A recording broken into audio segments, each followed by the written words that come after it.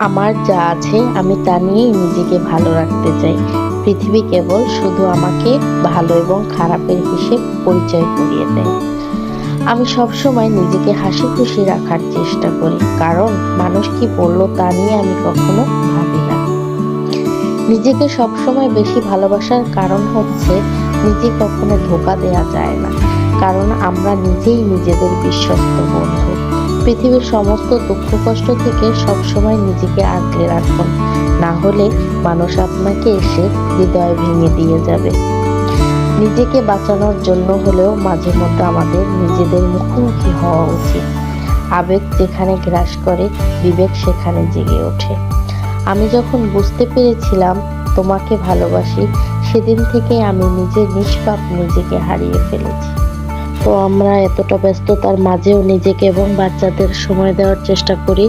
আমরা মাঝে মধ্যে এভাবে ঘুরতে বের হই, কারণ দেখা যায় ঘুরতে আসলে মনটাও ভালো হয়ে যায়। বাচ্চারাও যেহেতু সারাদিন বাসায় থাকে, ওদের ভালো লাগে না, তাই ওদের হালকা একটু ঘুরিয়ে নিয়ে আসলে হয়তো ওদের সময়টাও ভালো কাটে। তো চলে আসলাম আমরা এই পার্কটাতে। এই পার্কটা আমার কাছে আসতে খুবই ভালো লাগে। পার্কটা অনেকটা সুন্দর, পরিবেশটা অনেকটা নীরব এবং ঠান্ডা। এই পার্কটা আমি যখনই আসি তখনই আমার এই রেস্টুরেন্টটা খুব ভালো লাগে, কারণ এটা হচ্ছে একদম আমাদের গ্রামের বাড়ির মতন, পাটাতন ঘরের মতন। এটা হচ্ছে কাঠের তৈরি পুরোটা, কাঠ দিয়ে একদম পুরোটা সাজানো। তো এটা দেখলে একদম আমাদের গ্রামের বাড়ির কথা মনে পড়ে যায়। আর আমি আসলে সব সময় জানলার এইখানে বসি, কারণ এখানে বসে সবকিছু দেখা যায়, অনেক সুন্দর সুন্দর ফুল গাছ দেখা যায়, দোলনায় মানুষগুলো দুলছে সেগুলো দেখা যায়।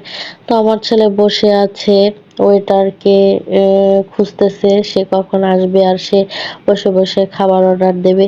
এদিকে আমি মেয়েকে টেবিলের উপর বসিয়ে রেখেছি।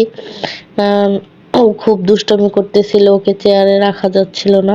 তো জানলা থেকে দেখতেছিলাম ওয়েটার ভাইয়াটা ওইখানে দাঁড়িয়ে আছে, আমরা ওয়েট করতেছিলাম যে উনি কখন আসবে।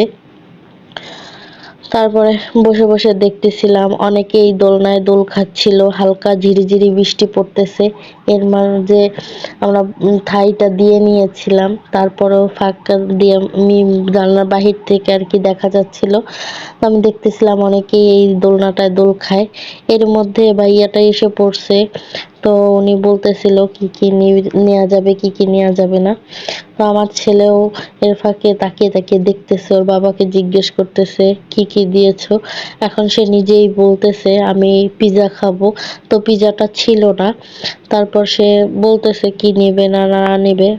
আমি চুপচাপ বসে বসে দেখতেছিলাম যে এক সময় ও কত বড় হবে, কত দায়িত্ব পালন করবে।